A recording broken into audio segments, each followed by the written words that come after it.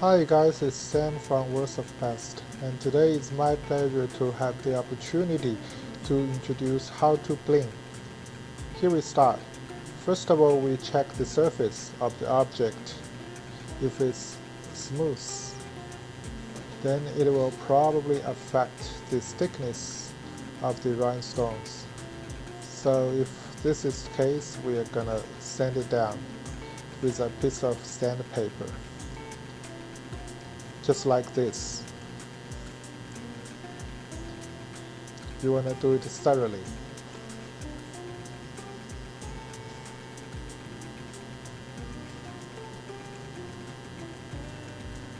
And then after sanding, you want to clean the object. You can clean it with water or rubbing alcohol. Here as an example, we take a piece of paper and we spread it with rubbing alcohol.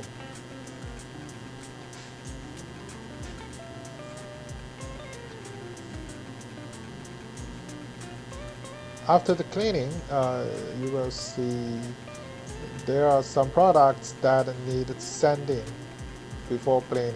For example, this Croc shoe, and also the stainless steel tumbler. It was very smooth before being blinged out.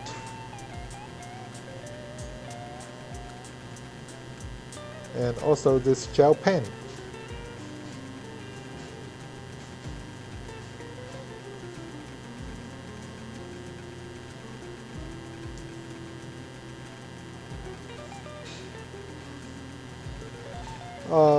We have included a very detailed user manual for the glue. We highly recommend you to read through it before starting for the ease of use and a better result.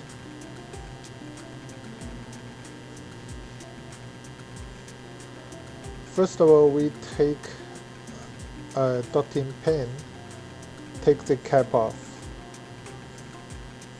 We use the big tip to pick up rhinestones and the small tip to slightly move around the rhinestones when needed. This is our own rhinestone glue with our own formulation.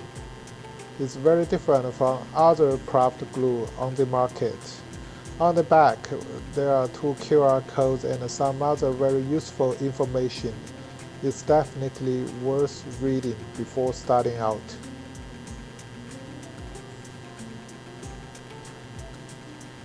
Now we uncap the glue tube.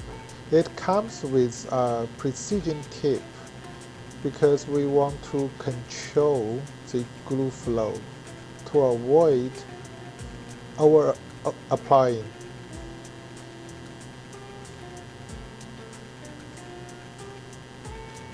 We start with 1 roll, so we apply a certain amount of glue, which is very important.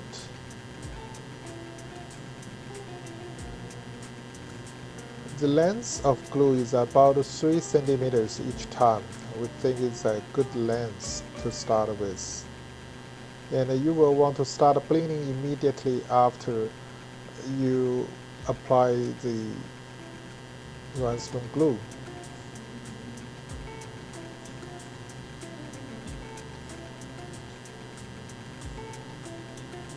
Take your time with this process because it's really time consuming.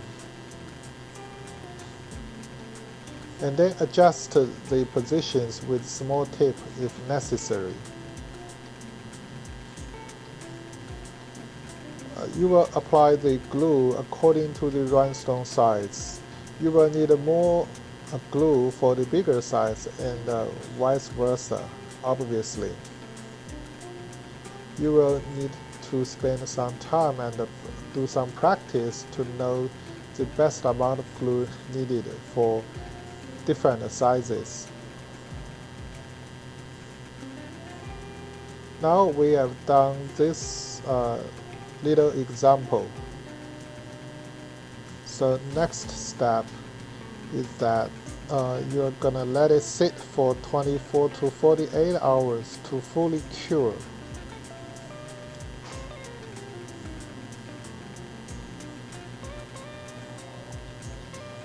And then you clean the tip and recap the glue after use.